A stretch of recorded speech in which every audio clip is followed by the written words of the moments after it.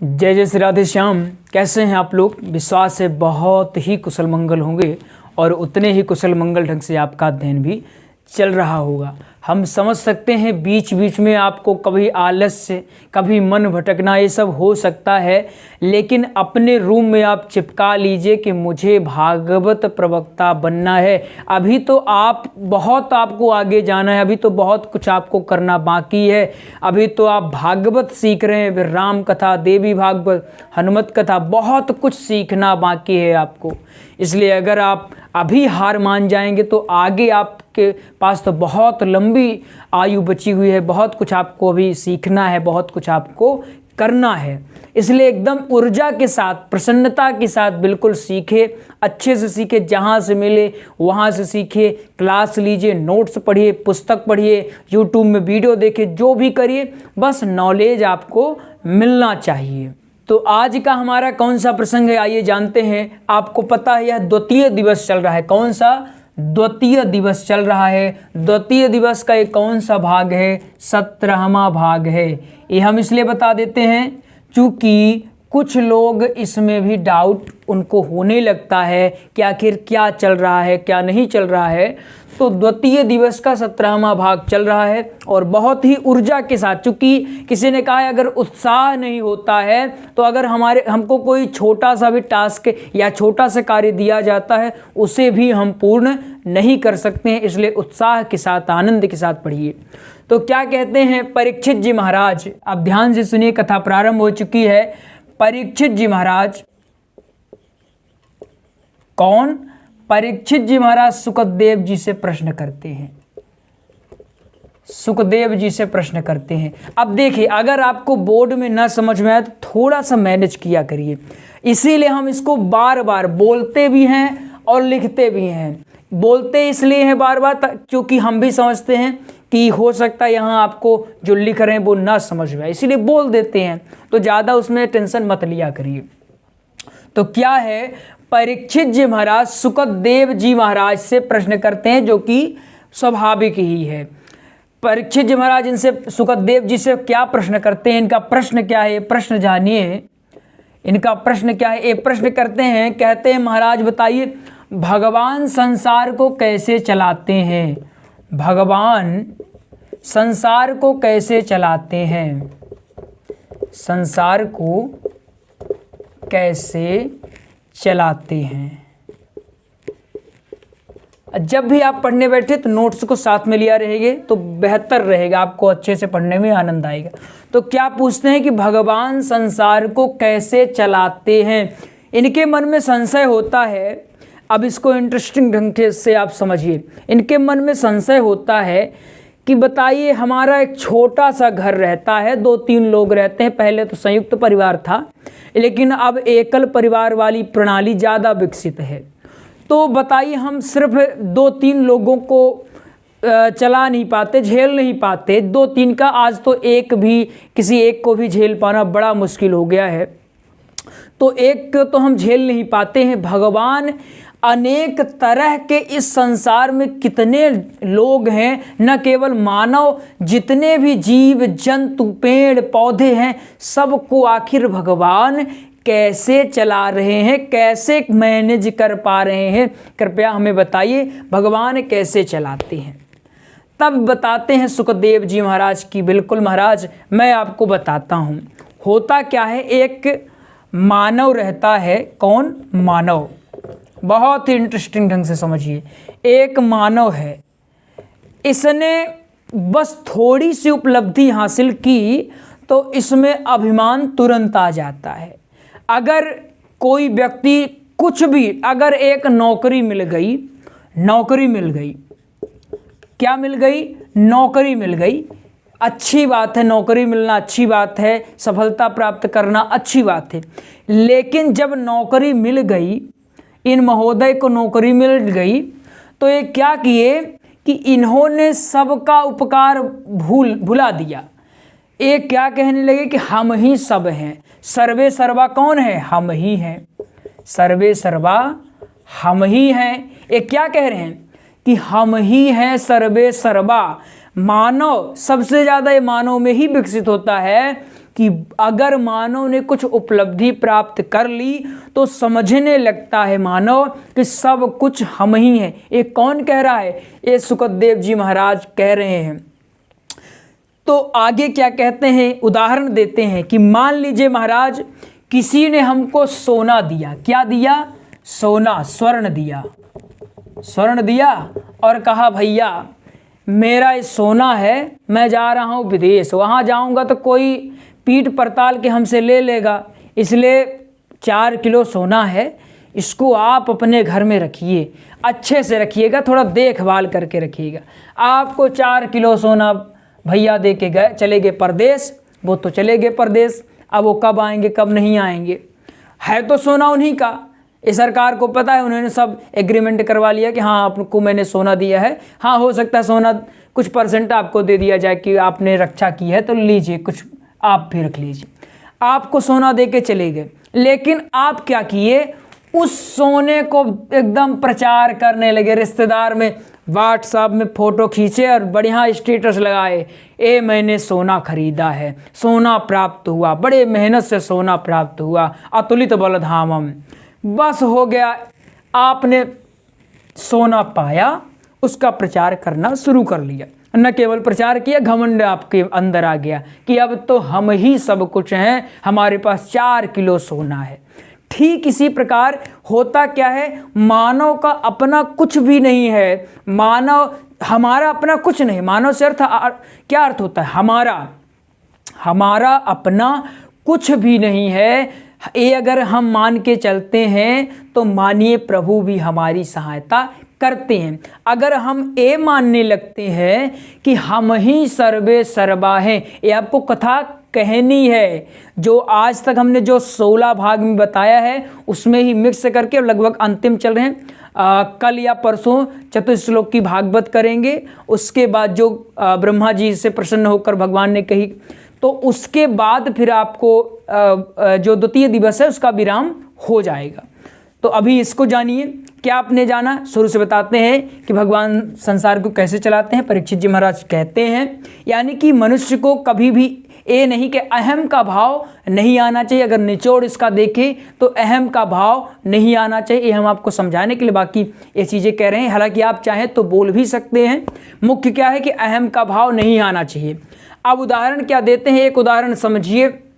जैसे बिजली, आपने बिजली ऑफिस देखा होगा, एक बल्ब आपके घर में जल रहा है, बल्ब जल रहा है, बहुत ही ध्यान से समझिए। ये आपको उदाहरण, ऐसा मत सोचिए कि कहीं बाहर का, ये आपका ही है, आपको बोलना है, आप मतलब आपके सिलेबस के हिसाब से ही है।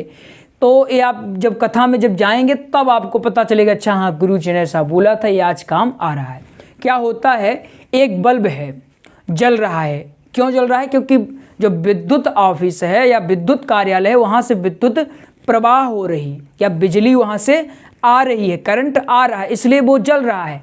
लेकिन अगर वो बल्ब ये सोचे कि अरे देखो मैं जल रहा हूँ और मेरे जलने से, मेरे प्रकाश होने से देखो यहाँ चारों तरफ उजाला है, सूर्य को देखो वो दिन में बस रहता है, रात होते होते वो भी थक के चला जाता है, लेकिन मुझे देखो, बल्ब कह रहा है, मुझे देखो मैं दिन और रात बराबर जलते रहता हूँ और ये लोग मेरा आश्रय लेकर विभिन्न कार्य करते हैं। ये कौन सोच रहा? बल्ब। अब बल्ब सोचा, अब धीरे से किसी ने काट दिया तार, किसी ने क्या, विद्युत ऑफिस वाले जो हैं उन्होंने काट दिया, करंट ही ना आए, वहाँ से कनेक्शन ही काट लिया। तो अब बल्ब क्या होगा? बल्ब बस हो गया, उसका तो वहाँ से लीला समाप्त, बल्ब वहाँ से ऑफ हो गया। अब वो करे घमंड। ठीक इसी प्रकार हम भी हैं, हम अपने आप को सर्वे सर्वा समझने लगते हैं कि जो हो रहा है हम करे हैं, ये चीज़ हम किए हैं, वो फलाना हम किए, वो ढिमकाना हम किए। अगर प्रभु समझ गए इस तथ्य को और अपना कनेक्शन काट लिए तो फिर करते रह जाओ। आज बहुत से ऐसे कोरोना आया था, कितने लोग चले गए जो सर्वे सर्वा समझ के बैठे थे कि अब तो हम ही सब कुछ हैं।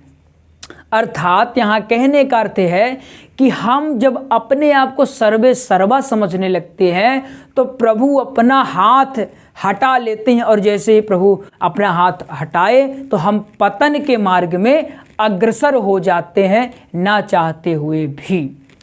तब परीक्षित जी कहते हैं कि महाराज ठीक है, आप एक कहते हैं कि हमें घमंड नहीं करना चाहिए, हमारे अंदर अहम का भाव नहीं होना चाहिए, तो कैसा होना चाहिए ये भी तो बताइए। तब सुखदेव जी महाराज बताते हैं, चलिए हम लोग भी जानते हैं, पहले इसको हम थोड़ा इरेज कर देते हैं। तब परीक्षित जी महाराज कहते हैं, कौन? परीक्षित जी महाराज कहते हैं सुखदेव जी से कि ठीक है, आप कहते हैं हमें घमंड नहीं करना चाहिए। क्या नहीं करना चाहिए? हमें घमंड नहीं करना चाहिए। ये आपने वो बताया जो हमें नहीं करना है, अब कृपया ये भी बता दीजिए कि हमें करना क्या है। तब सुखदेव जी महाराज कहते हैं कि आपको कुछ नहीं करना, केवल एक व्यक्ति। कौन है वो? श्री हनुमान जी महाराज, श्री हनुमान जी महाराज। मैं इनका बड़ा भक्त हूँ। सुखदेव जी महाराज कहते हैं कि और कुछ करने की आवश्यकता है नहीं, सिर्फ श्री हनुमान जी के जो गुण हैं, बोले हनुमान जी महाराज की जय हो। सिर्फ हनुमान जी महाराज के जो गुण हैं उनको अपने जीवन में ढाल लो, सारे अवगुण समाप्त हो जाएंगे। ये जो तुम्हारे अंदर घमंड है ये सब कुछ चकनाचूर हो जाएगा। हनुमान जी का क्या गुण है? वैसे तो अनेक गुण हैं, लेकिन यहाँ बात आई है घमंड की, इसलिए एक ऐसा उदाहरण बताते हैं सुखदेव जी महाराज कि हनुमान जी महाराज पूरा समुद्र लांघ गए, समुद्र को लांघ कर चले गए, इस पार सीता माता की खोज लेकर आए। और जब आए श्री राम जी, यहाँ श्री राम जी बैठे हैं, सभी वानर उनकी प्रशंसा करने लगे, कहने लगे वाह हनुमान, मान गए आज तुमको कि तुम्हारे जैसा बलशाली बुद्धिमान इस संसार में कोई नहीं है। सभी लोग प्रशंसा करने लगे, श्री राम जी भी प्रशंसा करने लगे, रहा नहीं गया। बोले हाँ हनुमान, बात तो सही है, मैं तुम्हारा उपकारी हो चुका हूँ, मैं ये तुम्हारा ऋण कैसे चुकाऊंगा। और एक बात और हनुमान, तुम जैसा बुद्धिमान इस संसार में कोई है ही नहीं, कहो तो लिख के दे दो। हनुमान जी पहले तो जब तक वानर उनकी प्रशंसा कर रहे तो शांत बैठे थे। हनुमान जी का यही है, शांत ऐसे बैठे रहते, चुपचाप बैठे रहते, ऐसा जैसे कुछ जानते ही नहीं, एक कोने में बैठे हुए। अब राम जी कहने लगे हनुमान जी से कि भाई हनुमान, अचानक तुम्हारे अंदर ऐसी फुर्ती कहाँ से आ गई? पूरा समुद्र लांघ गए, और ना केवल समुद्र लांघे, तुम तो यार लंका जला दिए। बताओ इतनी हिम्मत कहाँ से आ गई? मुझे तो नहीं लगता ऐसा कोई संसार में होगा तुम्हारे जैसा। तो हनुमान जी कहे महाराज ऐसा मत करिए, ये जो मूर्ख बंदर साथी मेरे हैं मुझे ऐसा कह रहे हैं, अज्ञानता बस कह रहे हैं, आप तो सर्वे सर्वा हैं, सब कुछ जानते हैं, फिर भी आप मुझे अभिमानी बनाने पर क्यों तुले हैं? ठीक है, आप पीठ पीछे मेरी तारीफ करते, मुझे कुछ अच्छा कहते तो उसका फर्क न पड़ता, आप मेरे मुंह पर ही मुझे कह रहे हैं तो इससे तो मेरा अभिमान और बढ़ जाएगा। हे प्रभु ऐसा मत करिए। राम जी कहते हैं हनुमान देखो तुम अब मुझे रोक नहीं सकते हो। क्यों नहीं रोक सकते हो? कि तुमने ऐसा काम ही किया है कि मैं तुम्हारी तारीफ किए बिना रह नहीं सकता हूँ। ये कौन कह रहे हैं? श्री राम जी कह रहे हैं। तब हनुमान जी कहते हैं महाराज ऐसा कुछ नहीं है, आप भी लगता है इन बंदरों जैसे मेरे जो मैंने एक चीटिंग किया उसमें आप भी फंस गए हैं प्रभु। तब सभी लोग चौकन्ने हो गए, कान खड़े हुए, आखिर क्या हनुमान ने ऐसा क्या किया? तब हनुमान जी कहते हैं आप लोग नहीं देख पाए, लेकिन जब मैं समुद्र उस पार लंका जा रहा था तो मुझे एक नाव मिल गई थी, और मैं उसी नाव में सवार हुआ और मैं उस पार हो गया। क्या हुआ? मैं समुद्र में गया तो, लेकिन मुझे नाव मेरे पास थी। सब लोग चौकन्ने, नाव, लेकिन हमें तो दिखी नहीं। श्री राम जी ने पूछा बताओ कौन सी नाव है हनुमान जो इन लोगों को नहीं दिखी, सिर्फ तुमको मिल गई? हनुमान जी कहते हैं प्रभु आपको याद है आपने मुद्रिका निकाल कर मुझे दी थी, और चुपके से आपने मुझे बुलाया था और कहा था हनुमान जब सीता मिले तो उसको यह भेंट दे देना और मेरी याद दिलाना। तब राम जी कहते हैं हाँ दिया तो था, बिल्कुल सही कह रहे हो, मैंने दिया था तुमको। तब हनुमान जी कहते हैं कि आपने मुझे ही क्यों दिया, और भी तो हैं, मैं ही बस थोड़ी गया था, और भी बलशाली हैं, सब लोग गए थे, तो उनको आपने क्यों नहीं दिया। इसका अर्थ है कि आप मुझसे काम यह करवाना चाहते थे, इसलिए आपने मुझे अंगूठी दिया। अगर आपको मुझसे यह काम नहीं करवाना होता तो आप किसी और को अंगूठी देते और किसी और को भेज देते। यानी कि आपको पता था कि हनुमान ही जाने वाला है, मुझे ही आप भेजने वाले थे, इसलिए आपने अंगूठी दिया और आपके अंगूठी के सहारे मैं उस पार हो गया। इतनी बात आपको समझ में आई कि हनुमान जी कहते हैं, इनकी पहले प्रशंसा होती है, राम जी भी प्रशंसा करते हैं, कहते हैं मेरा इसमें कुछ नहीं, आपने अंगूठी दिया था। राम जी कहते ठीक है भाई, हम मान गए कि अंगूठी मिली, लेकिन तुम उधर से कैसे आए भाई, उधर से कैसे आ गए। उधर से भी सीता मैया ने दे दिया था, उधर से भी अंगूठी निकाल कर दे दी कि भाई हनुमान जाओ तुम और प्रभु को मेरी याद देना। राम जी कहते हैं लो, मतलब तुमने थोप दिया मेरे ऊपर के सब कुछ मैंने करवाया, ठीक है मानता हूँ, लेकिन तुमने वहाँ जो लंका जला दी उसका क्या, वो तो मैंने नहीं कहा था, वो मैंने संकेत भी नहीं किया। तब हनुमान जी कहते ठीक है आपने नहीं कहा, लेकिन आपने अपने भक्त से तो कहलवाया, त्रिजटा से आपने क्या क्या कहलवा दिया था। मैं तो कंफ्यूज हो गया कि ये भी मुझे करना है क्या। त्रिजटा वहाँ आई और मुझे सब कुछ बता दी। त्रिजटा बोली कि एक वानर आएगा और लंका जलाकर चला जाएगा। अब मैं पहुंचा, मैं सोचने लगा प्रभु ने ऐसा कहा नहीं, लेकिन फिर भी मैंने विचार किया कि प्रभु ने नहीं कहा, लेकिन हो सकता है प्रभु जल्दी जल्दी भूल गए हों तो अपनी भक्त से कहलवा दिए, इसलिए मैंने लंका भी फूंक के चला आए। कहने का अर्थ है कि हनुमान जी कहते हैं प्रभु इसमें मेरी कोई बड़ाई नहीं है, मैं चाह कर भी नहीं कर पाता, मेरा इतना बल वैभव नहीं है कि मैं समुद्र लांघ जाऊं, लेकिन आपका साथ था इसलिए मैं कर लिया। अब सोचिए हनुमान जी जैसा वीर बुद्धिमान ऐसा कह रहे हैं कि मैं कुछ नहीं कर सकता, और आज के मानव थोड़ी सी प्रतिष्ठा मिली, अरे हम सब कुछ हैं, हम ही सर्वे सर्वा हैं। तो हनुमान जी से ये सीखिए कि हनुमान जी कितने बलशाली कितने बुद्धिमान हैं, ये सब जानते हैं, लेकिन हनुमान जी कैसे रहे, शांत ऐसे बैठे रहते, ऐसे बैठे रहते हैं जैसे उनको कुछ भी पता ही नहीं, शांत हाथ जोड़े शांत बैठे हुए हैं। जब किसी ने पूछा भैया हाँ राम राम, हाँ राम राम, किसी ने पूछा तो अपने, ना उनको कोई मान से मतलब, ना कोई अपमान से मतलब, ना उनके अंदर ईर्ष्या न दोष, उनको न लालच न कुछ भी। ये होते हैं महान व्यक्तित्व के लक्षण। ये आप न केवल कथा में इसको उपयोग ले सकते हैं, अपने स्वयं के जीवन में भी इसको बहुत उपयोगी बना सकते हैं कि हनुमान जी महाराज से बहुत कुछ सीखा जा सकता है। इसमें तो अगर चाहें तो आप 7 दिन बोल सकते हैं सिर्फ हनुमान जी महाराज के गुणों की चर्चा करके, लेकिन अभी कथा को संक्षिप्त में बताना, इसलिए हम संक्षिप्त में बता रहे हैं कि हनुमान जी कहते हैं इसमें मेरी कोई बड़ाई नहीं है, ठीक हमें भी ऐसा ही करना चाहिए। बताते हैं परीक्षित जी महाराज संक्षिप्त में बता देते हैं कि इस तरह से संसार को चलाया जा सकता है। और भक्त चलाने वाले कौन है, प्रभु चलाने वाले, ये तो स्वयं सोचने वाली बात है।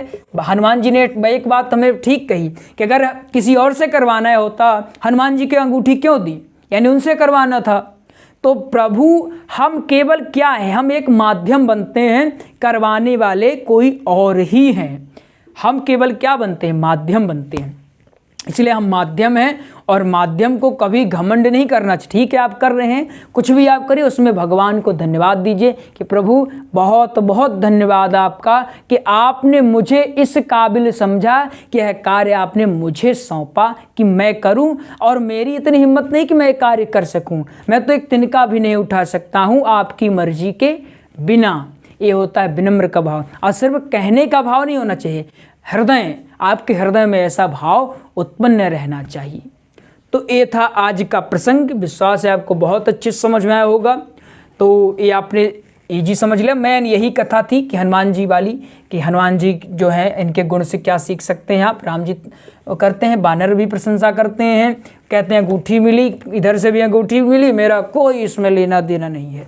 तो यह हनुमान जी के गुणों से सीखा जा सकता है।